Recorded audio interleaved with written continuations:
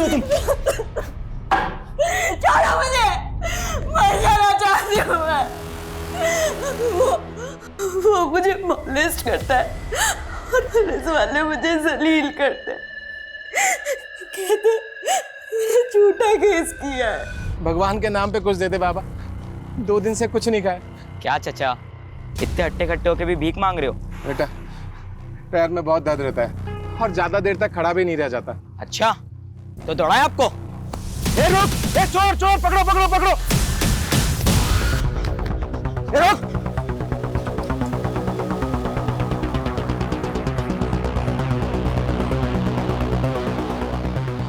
साहब, आपका खबरी वो जमुना नगर के पास जो चौराहा है ना, वहां पे आ जाओ।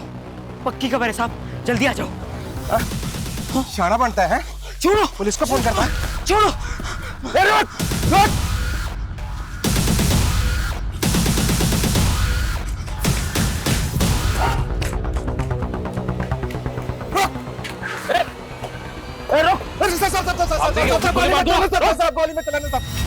ज्यादा चालक बनता है, जस्सा पे नजर रखता है। पकड़ो इसे। साहब, यही है आपका स्लीपर सेल, ये देखिए।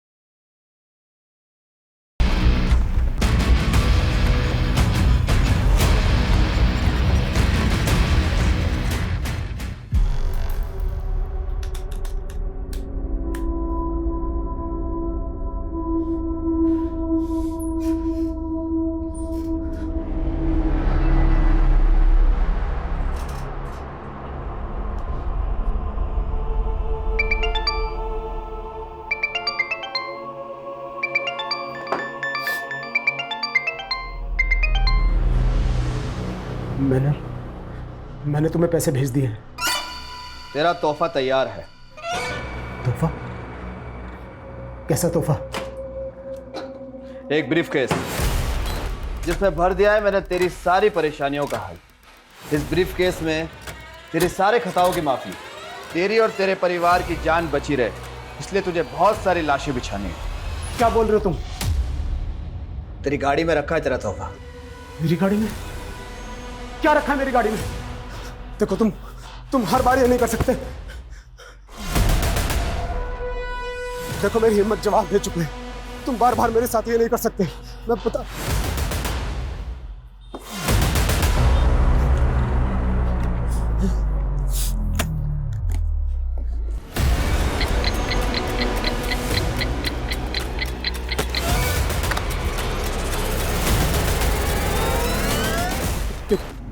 क्या है ये?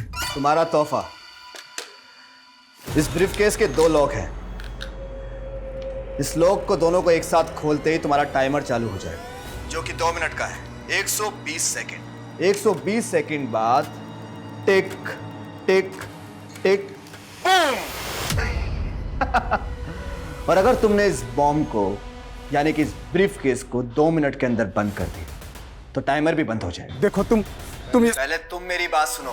जल्दी से जाकर इस ब्रीफकेस को किसी भीड़-भाड़ वाले इलाके में रख दो, वरना देखो तुमने अब तक जो कुछ भी काम मैंने किया है, लेकिन प्लीज मैं ये नहीं कर पाऊंगा, बिल्कुल नहीं।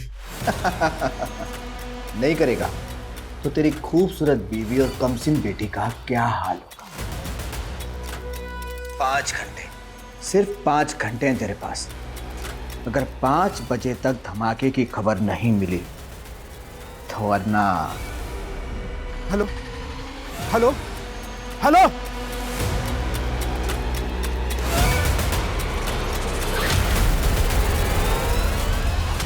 फिर क्या हुआ मम्मा? फिर राजकुमारी ने अपने लंबे बालों को महल से नीचे लटका दिया और राजकुमार उन बालों के सहारे ऊपर आ गया। तुम्हें भी। पापा! रीति, मेरी बच्ची, मेरी बच्ची। क्या बात है, आज बच्चे पे बड़ा प्यार आ रहा है। इतनी जल्दी कैसे आ गया ऑफिस से?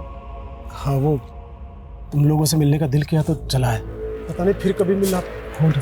कैसी बातें कर रहे हो? सब ठीक तो है? पापा हमने नया ब्रीफकेस लिया है, इसमें कुछ सरप्राइज है क्या मेरे लिए? प्रीति! प्रीति! प्रीति! छोड़ो उसे! समझ में नहीं आता है क्या? ऐसे बिना पूछे नहीं उठाते। इतना गुस्सा क्यों कर रहे हो? बच्ची ने ब्रीफकेस उठा लिया तो ऐसे बात करोगे उससे? सॉरी बेटा, सॉरी। अच्छा, आप घर पे ही हैं? वो एक क्लाइंट से मिलने आया था तो सोचा घर होता चलता हूँ। हाँ? क्या जीजा जी, आप तो मुझे देख के ऐसे खिसक रहे हैं जैसे क्रिमिनल हो। अरे क्या हुआ जीजा जी, इतने सीरियस क्यों? मजाक कर रहा हूँ, मजाक। अपनी बहन के साथ करना मजाक। चलता हूँ।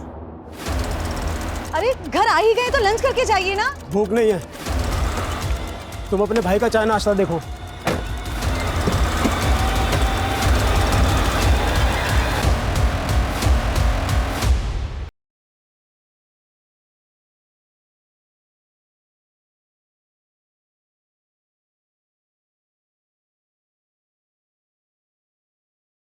ये लीजिए आपकी चाय। साहब आपकी गरम।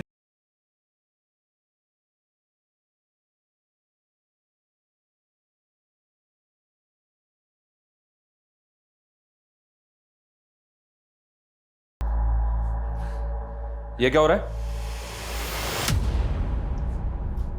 ये क्या कर रहे थे? वो साहब आपका दिमाग बहुत बड़ा है ना, इसलिए मैं आपकी कैप पहन रहा था। शायद मेरे पास भी दिमाग आ जाए। पुलिस को मक्खन? मक्खन नहीं साहब, चाय स्पेशल आपके लिए। आपका हाथ सर पे हो तो एक दिन मैं भी पुलिस वाला बनूंगा।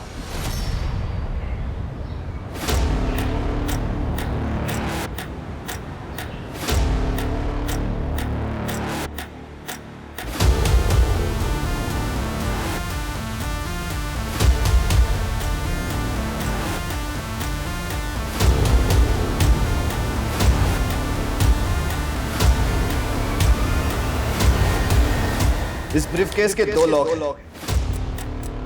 इस लॉक को दोनों को एक साथ खोलते ही तुम्हारा टाइमर चालू हो जाएगा।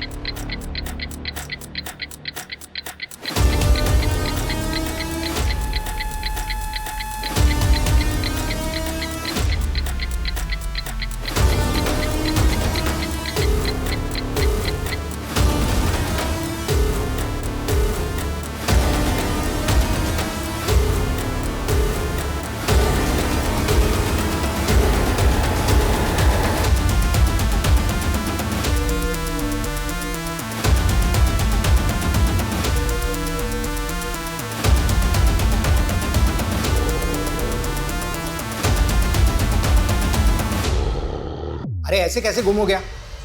जल्दी ढूंढ उसे। हाँ, और अपडेट दे मुझे। कुछ तो चल रहा है जतिन के मन में जो वो बता नहीं रहे। ऑफिस से जल्दी घर भी आए और शक्ल दिखा के चले गए। अरे कहीं ऐसा तो नहीं कि तुम पे शक कर रहा हो कि बीवी पीछे क्या करती है? अरे जस्ट जोकिंग, टेंशन वाली कोई बात नहीं है, सब ठीक हो जाएगा। Hope so. वो क्या है ना साहब, इस साल बारिश ठीक से हो भी नहीं पाई। वो बोलते हैं ना ग्लोबल वार्मिंग बढ़ रहा है साहब। बहुत गर्मी है साहब। बस इधर ही रोको, मुझे यहीं उतरना। कितने पैसे हुए? 100 रुपये साहब।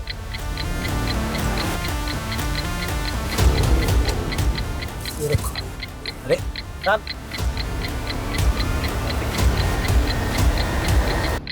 अरे साहब आपका ब्रीफकेस। अरे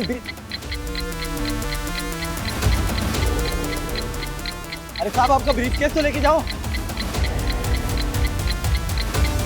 अरे साहब, देख के कौन चल सके के? सॉरी साहब अजीब आदमी हो, इतना महंगा ब्रीफकेस आपने ऑटो में छोड़ दिया। इसमें कुछ गड़बड़ तो नहीं? अरे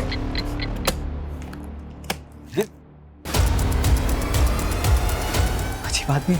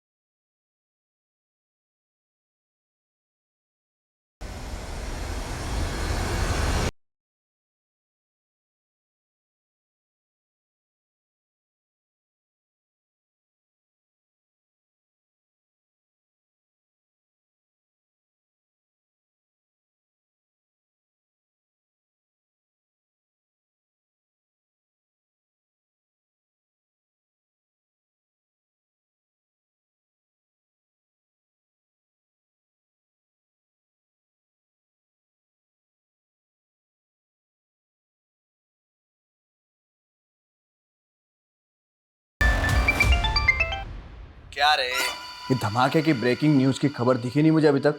मैं बेकसूर लोगों को नहीं मार सकता।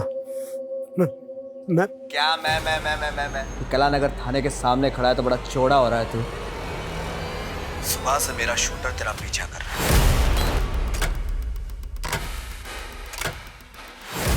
अगर एक कदम और तूने आगे बढ़ाया तो तुझे गोली मार देगा।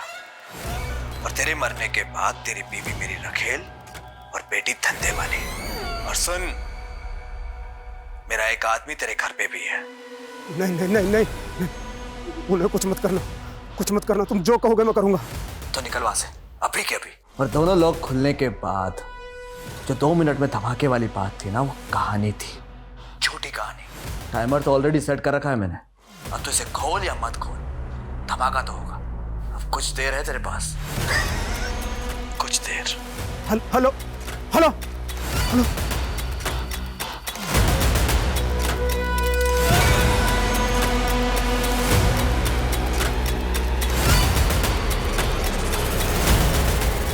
ए, रुक। कहाँ भाग रहा है सामान रख के? क्या इसमें? कुछ नहीं, कुछ नहीं है। अरे रुक, चल बता मेरे को क्या इसमें। सर सर सर इसके पास मत जाइए, सर इसके पास मत जाइए। खोल इसको। सर इसमें बम है। आप लोग दूर रहिए, दूर रहिए, इसमें बम है। पीछे हट जाइए, ये किसी भी टाइम फट जाएगा। पीछे हट जाइए। अरे रुक, क्या तमाशा ये? Sir sir sir sir please please गोली मत चलाना। ये कभी भी फट जाएगा, इसमें बम है। क्या हो रहा है ये? सर हाँ सर सर आप दूर हटे, इसमें बम है। पीछे हटो सब पीछे हटो, पीछे हटो। कौन है तू? किसके लिए काम करता है? किसने भेजा तुझे यहाँ? सर सर सर मैं किसी के लिए काम नहीं करता। मेरा नाम जतिन शेखावत है, मैं एक बिजनेसमैन हूँ सर। सर सर मुझे फंसाया जा रहा है सर। कौन फंसा रहा है तुझे? देख, कोई भी कहानी बनाने की जरूरत नहीं है, तेरी बातों में नहीं फंसने वाले हम। ये बता अब तक कितने ब्लास्ट किए तूने?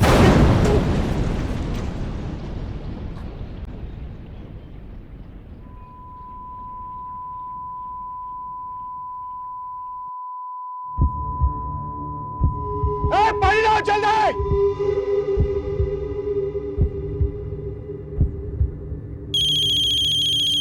चीटिंग जी, चीटिंग। हेलो, क्या? सर ये पहले ब्रीफ केस रख के भाग रहा था, फिर कांस्टेबल मिश्रा ने इसे देख लिया तो अपने मजबूर होने की कहानी सुनाने लगा। हाँ सर, ये आदमी बार बार बोले जा रहा था कि मैं बेकसूर हूँ और सूटकेस में बॉम्ब है। ये आदमी अपने आप को एक बिजनेसमैन कह रहा था। इस आदमी की हमें डिटेल्स निकालनी होगी और ये भी पता लगाना होगा कि किस वक्त से इसने हमारे थाने के बाहर ब्लास्ट किया। अगर सीसीटीवी फुटेज के हिसाब से देखें तो ये आदमी कालानगर पुलिस स्टेशन में अभी अभी एक भीषण बॉम्ब ब्लास्ट हुआ है। हमारे सूत्रों से पता चला है कि बॉम्ब एक बिजनेसमैन जतिन शेखावत ने यहाँ प्लान किया था, जो कि इसी बॉम्ब ब्लास्ट में मारा गया है। पुलिस को जतिन के टेररिस्ट ऑर्गेनाइजेशन से जुड़े होने का भी अंदेशा है।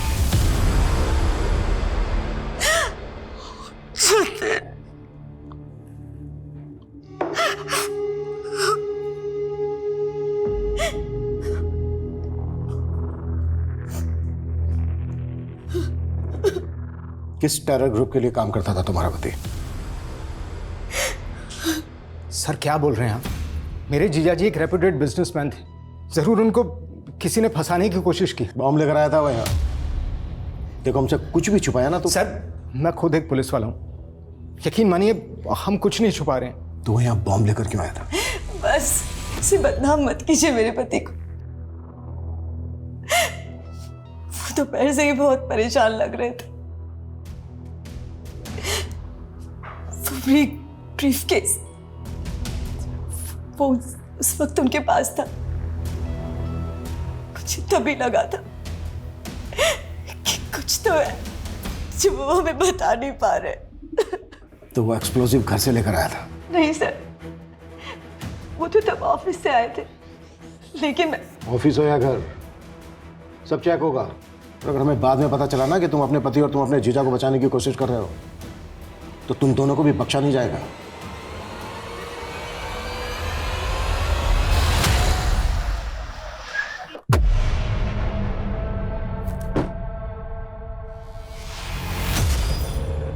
अबे तू कहाँ लेके आ गया मुझे यार? यार मेरा गैराज का काम बाकी बिना वर्दी के मेडल कैसे मिलता है बताता हूँ, देखते जा बस।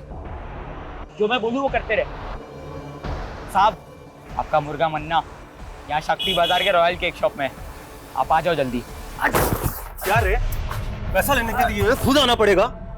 मन्ना भाई अभी धंधा बंदा चल रहा है, तो थोड़ी सी मोड़ तो दो ना। चल रहा है। अरे मन्ना चल रहा है। हाँ मन्ना भाई मुझे ये मैकेनिक चल बाहर आ, खुल गई डिक्की, जल्दी आ, चल चल चल। हफ्ता टाइम पे देना वरना तेरी डिक्की किसने बोला है?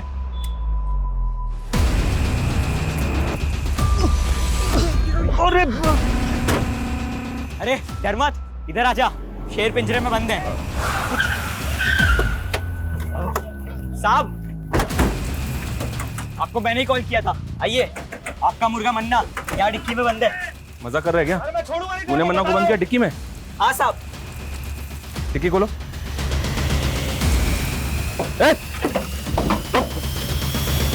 साले कितने तेरे को तो मैं देख लूंगा। गाड़ी में डालो इसे, चुपचाप बैठ। Good job. थैंक यू साहब। अब तो आप मानते ना कि मैं पुलिस वाला बन सकता हूँ। पुलिस वाले को तो पता नहीं, पर मेरा खबरी बन गया है तू। सच्ची? तो साहब आप जल्दी जल्दी बताओ अभी आगे क्या काम करना है, ताकि मैं खबरी से पुलिस वाला बन जाऊं। इसी तरह अच्छा काम करता रहे। सर जतिन सर का बहुत ही क्लीन इंपोर्ट और एक्सपोर्ट का बिजनेस है सर, वो गलत नहीं हो सकते सर। ये इंपोर्ट एक्सपोर्ट का बिजनेस तो सिर्फ दिखावा है, यहाँ और क्या क्या होता है हम सब पता लगा लेंगे। जाके फाइल चेक करो उधर। आप बेवजह शक कर रहे हैं साहब, मैं खुद यहाँ 5 साल से काम करता हूँ, आप जैसा सोच रहे हैं वैसा कुछ नहीं है। लेकिन सर जब सुबह जतिन सर अचानक से यहाँ से निकले तो मुझे भी थोड़ा सा अजीब लगा था। और सर फ़ोन पे किसी से तो झगड़ रहे थे, हो सकता है किसी ने फंसाया उनको। सर कौन फंसाएगा उसे? सब इतना तो आइडिया नहीं है सर, लेकिन सर वो जो लड़की थी निवेदिता, वो पहले यहीं काम किया करती थी और तकरीबन 6 महीने पहले उसने सुसाइड कर लिया था। उस सुसाइड से इस ब्लास्ट का क्या कनेक्शन है? सर सुसाइड करने के बाद निवेदिता का बॉयफ्रेंड यहाँ आया था, शकील। निवेदिता! छोड़ो मुझे! सर निवेदिता कहाँ है? छोड़ो मुझे! निवेदिता! छोड़ो मुझे! सर निवेदिता ने सुसाइड नहीं किया, बल्कि इस आदमी ने मारा! छोड़ो मुझे! पकड़ा है। लेकिन सर उसके बाद प्रूव हो गया था कि निवेदिता ने सुसाइड ही किया था। लेकिन उसने सुसाइड क्यों किया? सर मुझे कैसे पता होगा, जब वो यहाँ काम किया करती थी तो कभी टाइम पे नहीं आई, और हफ्ते में 3-4 बार तो हाफ डे में निकल जाती थी। सर पता नहीं क्या करती थी ऐसा। और जब सर जतिन सर ने उसको नौकरी से निकालने की धमकी दी तो उसने उल्टा जतिन सर पर ही मोलेस्टेशन का केस लगा दिया था। सर बहुत अजीब लड़की थी। जतिन के घर उसके ऑफिस से कुछ भी सस्पिशियस नहीं मिला, लेकिन ब्लास्ट में जो बारूद का इस्तेमाल किया गया है वो माइंस ब्लास्ट में इस्तेमाल किया जाता है। पता करो उसके कॉन्ट्रैक्ट में कौन कौन ऐसे लोग थे जो इस तरह की बारूद का उसके लिए बंदोबस्त कर सकते। जी सर हमें जतिन का फोन मिला है। फोन तो पूरी तरह से डैमेज हो चुका है, लेकिन सर इसमें 2 सिम स्लॉट्स हैं। उनमें से एक स्लॉट में उसकी सिम है जो उसका बिजनेस नंबर था। हमने उसके CDR भी निकाले सर। ब्लास्ट वाले दिन एक नंबर से लगातार उसे कॉल्स आ रहे थे। सर ऐसा लग रहा है जैसे कि कोई उसे इंस्ट्रक्शन दे रहा हो। अगर जतिन का इंटेंशन ब्लास्ट करने का होता तो अपना बिजनेस नंबर इस्तेमाल क्यों करता? बार बार कह रहा था कि उसको मजबूर किया जा रहा है, मजबूर किया जा रहा है। क्या जतिन वाकई में सच बोल रहा था? लेकिन सर कोई टेररिस्ट ग्रुप किसी अनजान आदमी से बॉम्ब प्लांट करवाए, ये पॉसिबल है? लेकिन हम टेरर एंगल को रूल आउट नहीं कर सकते। शायद जतिन का स्लीपर सेल की तरह इस्तेमाल किया गया हो। स्लीपर सेल वो क्या होता है सर? ये स्लीपर सेल एक तरह से उग्रवादी ही होते हैं जो आम लोगों के बीच में रहकर उग्रवादी गिरोह के लिए काम करते हैं। हमें पता चला है कि कमला नगर में एक ऐसा ही स्लीपर सेल पनप रहा है। कमला नगर? सर वहां पे तो मेरी झोपड़ी है। जानता हूँ, तभी तो ये काम तो मैं दे रहा हूँ। उसे ढूंढोगे? आप ऑर्डर दो, क्या करना है? सर आप ऐसे नाम जानकर किसी को भी उठा लोगे क्या? सर मैं मानता हूं कि मैंने उस जतिन को मारने की धमकी दी थी क्योंकि उसने मेरी गर्लफ्रेंड के साथ। लेकिन निवेदिता ने जो जतिन पर मोलेस्टेशन का चार्ज लगाया था वो साबित तो नहीं हुआ। हाँ सर, लेकिन निवेदिता के साथ शोषण जरूर हुआ था और उस जतिन की वजह से उसने पहले भी। क्या कर रही हो तुम? छोड़ो मुझे, मर जाना चाहती हूँ मैं। वो मुझे मोलेस्ट करता है और पुलिस वाले मुझे जलील करते हैं, कहते मैंने झूठा केस किया है। सर जतिन ने अपने पैसे और पावर के बल पे अपने आप को बचा लिया था और उसका साला भी तो पुलिस में है। SI विनोद? हाँ जानते हैं उसको, वो देख रहा था ये केस। हाँ सर आपको नहीं लगता है कि उसने अपने जीजा को बचाया होगा? वो हम देख लें, लेकिन पहले तू ये बता तेरे किसी भी आईडी में तेरे बाप का नाम नहीं है। आया कहाँ से तू? सर मैं अनाथ हूँ, कानपुर के एक अनाथालय में पला पड़ा। आप चाहे तो पता कर सकते हैं। और निवेदिता? हमें पता चला है उसका अंतिम संस्कार भी तूने किया है। उसकी फैमिली? निवेदिता भी मेरी तरह अकेली और बेसहारा थी, और इसी का फायदा उठाकर उस जतिन ने उसे अपना शिकार बनाया।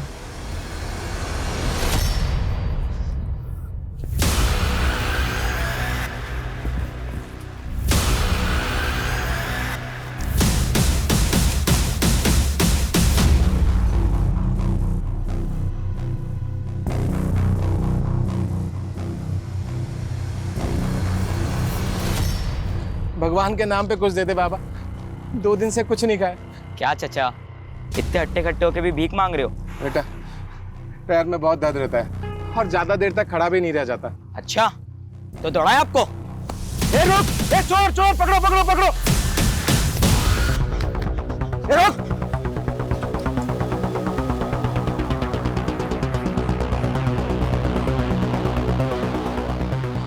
साहब आपका खबरी, वो जमुनानगर के पास जो चौराहा है ना, वहां पे आ जाओ। पक्की खबर है साहब, जल्दी आ जाओ। शाना बनता है? छोड़ो, पुलिस को फोन करना है। छोड़ो। ए रुक, रुक।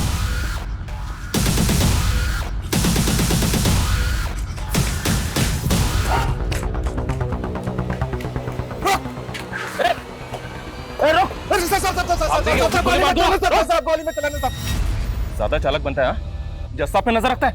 पकड़ो इसे। साहब यही है आपका स्लीपर सेल, ये देखिए।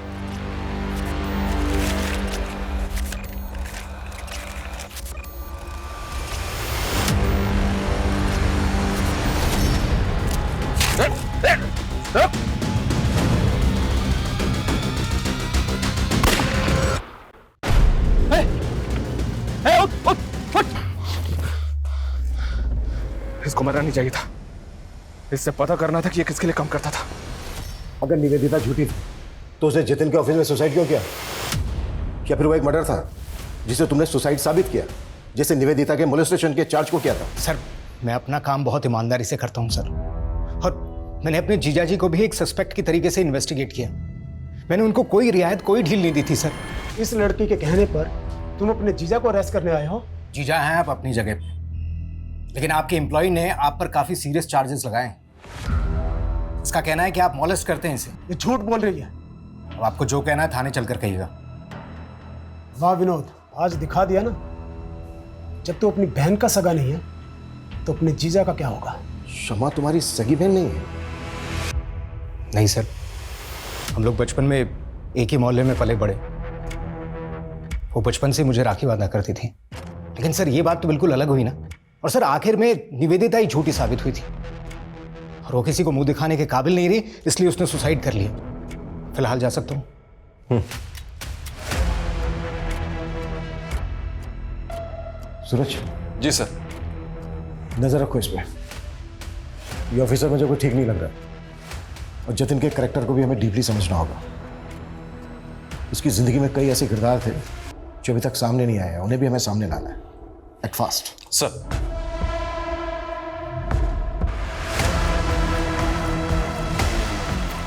सुबह सुबह क्या मुंह लटका के बैठे हुए हैं आप, और दाढ़ी भी नहीं बनाई अभी तक। आइए पहले नाश्ता कर लीजिए, फिर। भूख नहीं है मुझे। बिना खाए कहाँ जा रहे हैं आप? जानू में जा रहा हूँ। सुनिए तो।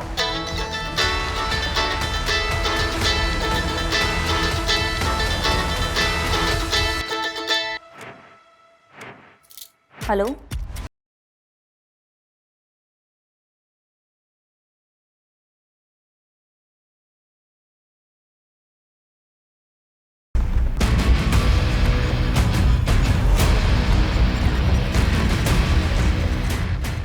सर मैंने जतिन का बैंक अकाउंट चेक किया तो एक बात बड़ी अजीब लगी। एक लंबे समय से जतिन अपनी कंपनी का पैसा इस तरह के कई अकाउंट्स में भेज रहा है जो उसकी कंपनी से बिल्कुल भी कनेक्टेड नहीं है। हालांकि सारे ट्रांजैक्शन छोटे छोटे थे, लेकिन ओवर द टाइम ये अमाउंट बड़ा बन चुका था सर। और पहला ट्रांजैक्शन तब हुआ था जब जतिन पे मोलेस्टेशन के चार्जेस लगे हुए थे। किसका अकाउंट है वो? किसी शीतल देवी के नाम से अकाउंट है। उम्र लगभग 75 साल। 75 साल? हो सकता है इन बूढ़ी औरत के नाम से एक फेक अकाउंट खोला गया जिसमें जमा किया गया पैसा गलत एक्टिविटी में इस्तेमाल होता। सूरज एक काम करो, शीतल देवी के अकाउंट की डिटेल्स निकालो। सर, निवेदिता और उसके बॉयफ्रेंड के बारे में एक इम्पॉर्टेंट बात पता चली है। क्या? सर, ये दोनों 9 महीने पहले जबलपुर में थे और जबलपुर में निवेदिता पर कई लोगों को पिरामिड स्कीम में फंसा के पैसे गबन करने का इल्जाम है। तो क्या निवेदिता ने जतिन पर मोलेस्टेशन का झूठा चार्ज लगाया था? अगर ऐसा है तो निवेदिता के सुसाइड करने की असली वजह क्या होगी?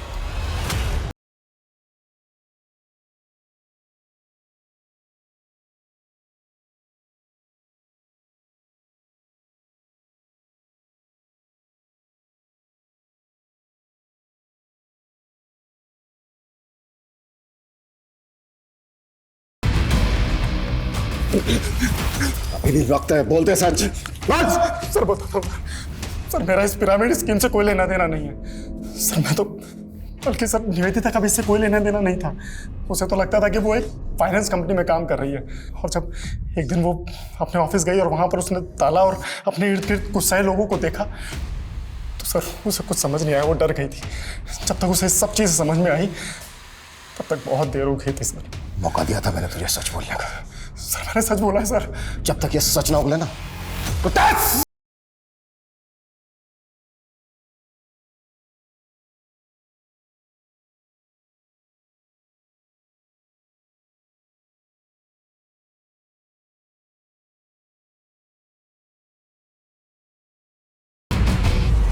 अनंत,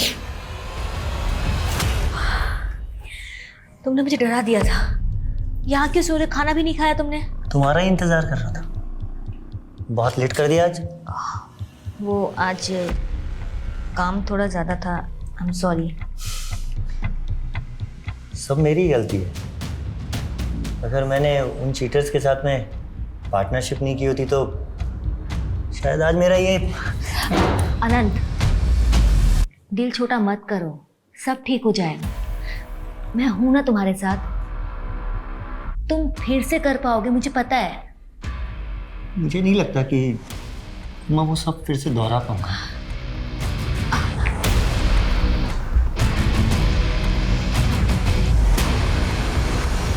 सर जतिन का जो फोन हमें मिला उसमें 2 सिम स्लॉट्स थे। एक स्लॉट में उसका करंट नंबर है और दूसरे में जो नंबर मिला उसके सीडीआर में हमें वंशिका नाम की लड़की का नंबर मिला सर।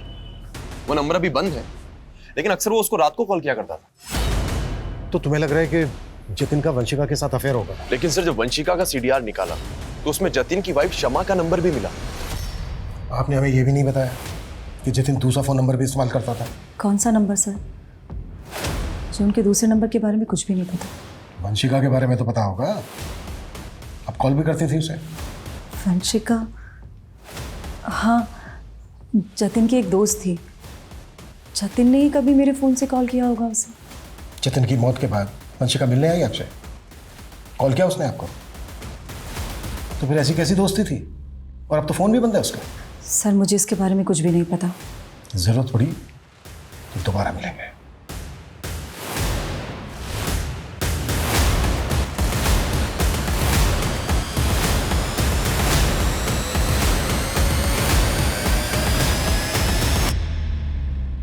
हाँ शमा, वो इंस्पेक्टर आया था, उसे वंशिका के बारे में पता चल गया। तू डर मत, कुछ नहीं होगा। सर ये वही शीतल देवी है जिनके अकाउंट में जतिन लगातार पैसे भेजता रहता था। बैंक वालों का कहना है कि इनका एड्रेस बिजनौर का है, लेकिन काफी टाइम से ये वहां नहीं रह रही। मुझे अभी भी डाउट है कि इस अकाउंट को शीतल देवी ऑपरेट कर रही है या फिर कोई और। सर मैं बाकी डिटेल्स निकलवाता हूँ। सर, वंशिका आपसे खुद मिलने आई है। सर आप लोग मेरे पुराने एड्रेस पे गए थे।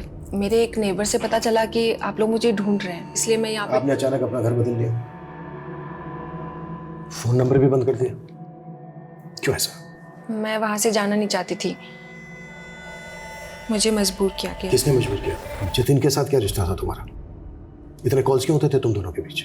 सर मैं जतिन को लाइक करने लगी थी, लेकिन वो मेरी मजबूरी का फायदा उठाकर मेरा शोषण कर रहा था। जतिन एक बॉम्ब ब्लास्ट में इन्वॉल्व था। इस गलतफहमी में मत रहना कि तुम्हारी कोई भी कहानी चल जाएगी। नहीं सर मैं सच बोल रही हूँ। सर मैंने कुछ नहीं किया, इस बारे में मैं कुछ नहीं जानती। सर जतिन ने मेरा वीडियो बनाया और मुझे तब तक इस्तेमाल किया जब तक वो मुझसे बोर नहीं हो गया। और सर मैंने कोशिश भी की थी पुलिस में कंप्लेन करवाने की, लेकिन उसकी बीवी और साला दोनों मेरे पीछे पड़ गए थे। सर पहले मुझसे मेरा पति छीना और अब कोर्ट में उसके खिलाफ जाकर मुझसे मेरी इज्जत छीनना चाहती है। देखिए आप लोग। देख लड़की, जो कुछ हुआ उसे भूल जा।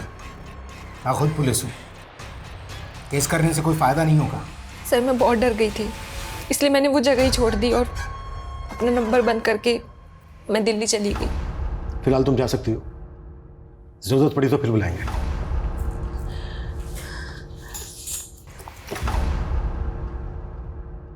सूरज सर, इस लड़की पे नजर रखो और पता लगाओ कि इसकी कहानी में कितनी सच्चाई है।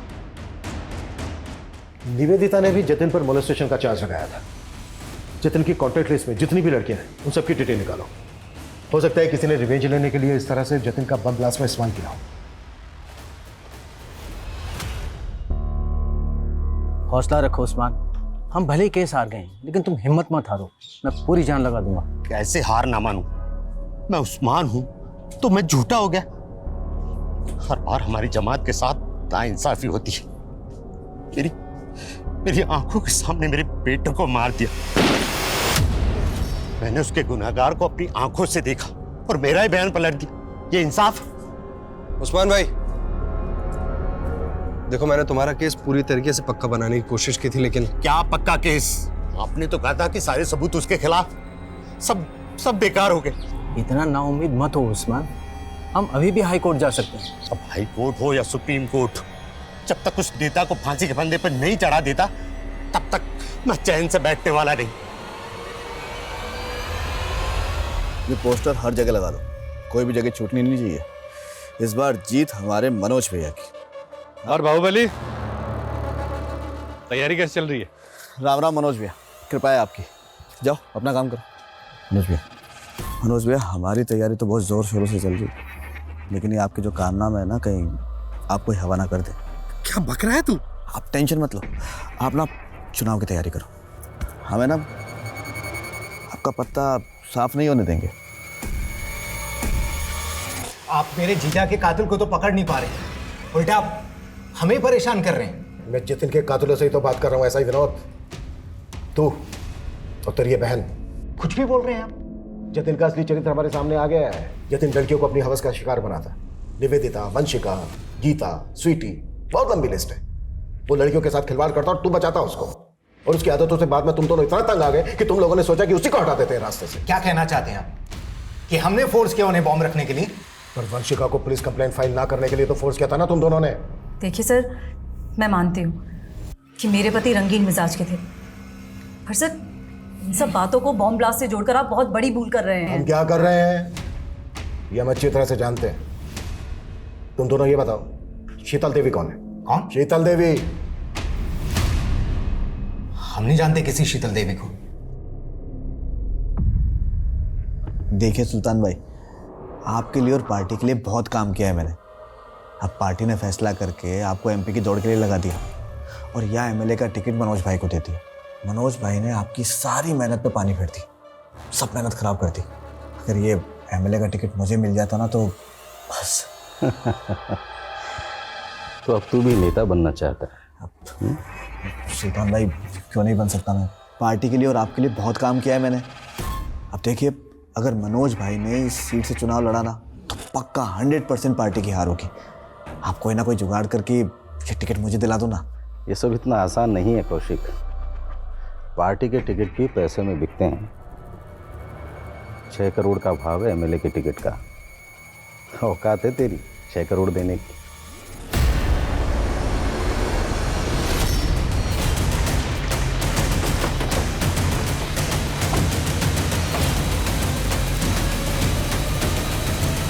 पीछे चलिए आप, पीछे चलिए। सर उस्मान का मर्डर सिर्फ इसलिए हुआ क्योंकि वो अपने बेटे आमिर के मर्डर का इंसाफ चाहता था, और आमिर का मर्डर इसलिए हुआ क्योंकि वो अपनी जमात के लिए एक राजनीतिक संगठन बना रहा था। उसका हत्यारा आने वाला चुनाव लड़ रहा है। उस्मान उसे अंदर करवाना चाहता था और इस पूरे कांड में एक पुलिस वाला उसे घुमा रहा था। मुझे शक है कि इस पुलिस वाले की बात कर रहे हैं आप? ऐसा ही मंगल। तुम उस्मान मर्डर केस में एक फेलो ऑफिसर पे शक कर रहे हो? सर शक करने की वजह और भी बड़ी है। हो सकता है कि एसआई मंगल का जतिन के केस से भी कोई कनेक्शन हो। व्हाट? जी सर, निवेदिता का एसआई मंगल के साथ में कनेक्शन था। जब निवेदिता का साथ एसआई विनोद ने नहीं दिया तो वो एसआई मंगल के पास चली गई और उस्मान के बेटे की मौत की जांच भी एसआई मंगल ही कर रहे थे। सर एक और बात, ये राशि का है। कुछ टाइम पहले इसका रेप और मर्डर हुआ था। मर्डर के पहले ये और इसका पति एसआई मंगल के पास गए थे किसी सिद्धार्थ कनन नाम के आदमी के खिलाफ धोखाधड़ी का मामला दर्ज करवाने। लेकिन इस राशिका का इस सबसे क्या कनेक्शन है? सर इस राशिका के ऊपर एमएलए मनोज ने हनी ट्रैप का मामला भी दर्ज कराया था और सर इसके बाद राशिका का रेप और मर्डर भी हो गया था और सर इस केस की इन्वेस्टिगेशन एसआई मंगल ही कर रहा था। सर मुझे तो यह भी लगता है जतिन का मर्डर जिस टेररिस्ट ग्रुप ने किया था कहीं ना कहीं एसआई मंगल का उनसे हाथ मिला हुआ था। लेकिन सबसे पहले हमें एसआई मंगल के खिलाफ सबूत इकट्ठा करने होंगे, लेकिन ध्यान से और संभल कर। एसआई मंगल को इस बात की भनक तक नहीं लगनी चाहिए कि हम इस केस को इन्वेस्टिगेट कर रहे हैं।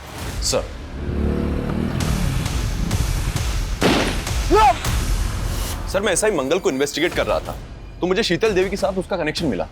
एसआई मंगल का शीतल देवी के साथ कनेक्शन? जी सर, एसआई मंगल के साथ में एक अनुज नाम का कांस्टेबल काम किया करता था। शीतल देवी उसी अनुज की नानी है जिसके अकाउंट में जतिन पैसे भेजा करता था। सर आप एक ईमानदार ऑफिसर पर ऐसे संगीन आरोप नहीं लगा सकते हैं। सर मेरा उस ब्लास्ट से कोई लेना देना नहीं है। तेरे साथ काम करने वाले कांस्टेबल अनुज से मिले शीतल देवी जिसकी नानी है, वो अपनी नौकरी और इज्जत बचाने के लिए सरकारी गवाह बनने के लिए तैयार हो गया है और उसकी नानी भी गवाही देंगी कि उनके अकाउंट को तू। सर मैं सच कह रहा हूँ सर, मेरा उस ब्लास्ट से कोई लेना देना नहीं है सर। सर मैं सिर्फ और सिर्फ एक कठपुतली था सर। मुझ पर प्रेशर था 1 करोड़ रुपए इकट्ठा करने का, वरना मेरी जान चली जाती सर। साफ साफ बोल। सर जब निवेदिता मुझसे हेल्प मांगने के लिए आई तो उसने मुझे एक वीडियो दिखाया। उस वीडियो में जतिन और निवेदिता बिस्तर पर साथ थे। मुझे लगा कि वो वीडियो एक बहुत अच्छा साधन हो सकता है जतिन से पैसे उगाही करने का। उस बेसहारा लड़की को तूने इतना अब्यूज किया कि खुदकुशी कर ली उसने। राशिका और उस्मान को भी तू नहीं सर। सर मैं सिर्फ और सिर्फ एक कठपुतली था सर। तो कठपुतली ये बोल, तेरी डोर किसके हाथ में है? बोल। नेताजी आप भी कैसी बातें करते हैं? आपका हुक्म मैं कैसे टाल सकता हूं? अरे आप जिसको बोलेंगे मैं उसको अंदर डाल दूंगा। लीजिए आपकी चाय आ गई, लीजिए चाय पीजिए, जाओ। देखिए ऐसी कोई बात नहीं है, आप बिल्कुल बेफिक्र रहिए, आप चाय का आनंद लीजिए। नहीं प्रताप सर तो पुलिस है, तो ये अंदर कौन उनकी कुर्सी पे? वो नेताजी हैं। नेता पुलिस से बड़े होते हैं, पुलिस इनके इर्द गिर्द घूमती है। अच्छा फिर तो मुझे पुलिस नहीं नेता बनना है। हमारे विधानसभा क्षेत्र में इतना प्रचार प्रसार करो कि सभी के जुबान पर सिर्फ हमारा नाम होना चाहिए। कौशिक भैया जिंदाबाद, कौशिक भैया जिंदाबाद।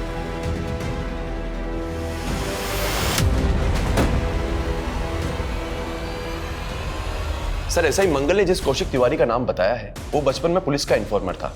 देखते ही देखते पॉलिटिशियन सुल्तान का दिल भी उस पर आ चुका था। उसके सर पर सुल्तान का हाथ है। एमएलए का टिकट भी उसको सुल्तान नहीं दिलवाया सर। अभी कुछ टाइम पहले उस पर अटैक हुआ था जिससे पब्लिक की सिंपैथी उसके साथ हो गई। सर उस पर हाथ डालना आसान नहीं है। जानता हूं थोड़ा मुश्किल है, लेकिन मैंने डीसीपी सर से बात की है।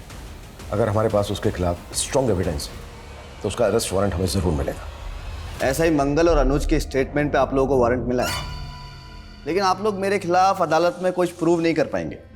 जितने दिन मुझे अंदर रखेंगे उतना ही मैं जनता के सामने पॉपुलर हो जाऊंगा और फिर मैं इसे अपने विरोधियों की साजिश साबित कर दूंगा। जैसे तूने खुद पे अटैक करवा के ये साबित कर दिया, और भी बहुत सारे सबूत है हमारे पास तेरे खिलाफ। जतिन जिन शीतल देवी के अकाउंट में पैसे ट्रांसफर करता था, उनके अकाउंट से तेरे चमचों के अकाउंट में पैसा ट्रांसफर होता था। ऐसा ही मंगल को तूने 1 करोड़ रुपए इकट्ठा करने का टारगेट दिया। राशिका, उस्मान का बेटा आमिर, जतिन जिस बम ब्लास्ट में मारा गया। हाँ, मरवाया मैंने सबको। आखिर थे क्या वो मेरे लिए? सिर्फ मोहरे। देखो मैं पहले तुम्हें बहुत पैसे ट्रांसफर कर चुका हूँ, अब मेरा और निवेदिता का वीडियो डिलीट करो प्लीज। तेरा तोहफा तैयार है, एक ब्रीफकेस। इस ब्रीफकेस में तेरे सारे खताओं की माफी है। जतिन से बहुत सारा पैसा वसूलने के बाद मैंने उसका इस्तेमाल करके पॉलिटिशियन मनोज के इलाके में बम धमाका करके उसकी छवि बिगाड़ने का पूरा बंदोबस्त कर लिया था। नेता के जाने के बाद बाहुबली को टिकट मिलता है और मुझे इस टिकट की कीमत अदा करने के लिए 6 करोड़ रुपए की रकम अदा करनी थी। तो मैंने उसी वक्त से अपने सारे जानने वाले पुलिस वाले और गुंडों को जुगाड़ में लगा दिया। उस्मान और उसके बेटे आमिर को भी पॉलिटिक्स में आना था। उस्मान का बेटा अपनी जमात इकट्ठी कर रहा था, लेकिन मनोज नहीं चाहता था कि उसके इलाके में कोई भी संगठन बने जिससे उसका वोट कम हो। लेकिन मनोज को तब तक यह भी नहीं पता था कि जो मैं सब कुछ कर रहा हूं ना, वो उसके लिए नहीं, मेरे लिए कर रहा था। अबे अंधा है क्या? बेटा नहीं तुझे बेटा दे बेटा साले अबे बेटा चल चल बेटा यहाँ से चल। और फिर उसका बाप अपने बेटे को इंसाफ दिलाने के लिए कोर्ट चला गया और इधर पीएसआई मंगल मेरे इशारे पर सबूतों को कमजोर करता रहा और फिर एक दिन केस हार गया। और जब उसने हाई कोर्ट जाने का सोचा तो क्या करता, खत्म तो करना ही था, कर दिया। राशिका को क्यों मारा? राशिका का पति कर्जे में डूब गया था। वो मंगल के पास मदद मांगने के लिए आई थी और मुझे मनोज और अपने विद्रोही नेताओं की छवि बिगाड़ने के लिए एक औरत की जरूरत थी। मदद मांगने आई थी मैं आपसे मंगल जी के कहने पे, और आप कह रहे मुझे दूसरों के साथ सोना होगा? हाँ, सोना होगा। इस सीट पर खड़े होने वाले सारे नेताओं के राज मुझे लाकर देने होंगे। मैं अपने खिलाफ कोई भी कमजोर कड़ी जिंदा नहीं छोड़ना चाहता था, इसलिए राशिका को भी मार दिया। टीनेजर कौशिक में जो जज्बा था, वो जज्बा उस उम्र में होना काबिले तारीफ है, लेकिन बड़े सपनों की राह में गुमराह अंधेरों के पड़ाव भी मिलते हैं। वहां जब कोई हाथ पकड़ के सुधारने वाला नहीं होता तो लोग अक्सर जुगनुओं की चमक को भी कामयाबी का सूरज समझ बैठते हैं। और वो सुबह कभी नहीं आती जिसकी चाह में लोग अपना सब कुछ खो चुके होते हैं, और जब आंखें खुलती हैं तो एहसास होता है कि जिस सपने को हमने पल पल जिया था, वो सपना एक गुल्लक की तरह टूट गया, और जिसे हम छोटी छोटी खुशियों के सिक्के समझ के जोड़ रहे थे, असल में वो हमारे गुनाहों का सरमाया था, जिसका कर्ज उतारने के लिए ताउम्र पल पल सलाखों के पीछे काटना होगा। इसी के साथ अब मैं रेणुका शाहने आपसे विदा लेती हूँ। हम फिर मिलेंगे ऐसी एक कहानी के साथ जो रखेगी आपको सतर्क और जिंदगी को सुरक्षित। तब तक अपना और अपने परिवार का ख्याल रखिए और देखते रहिए क्राइम पेट्रोल सतर्क। जय हिंद।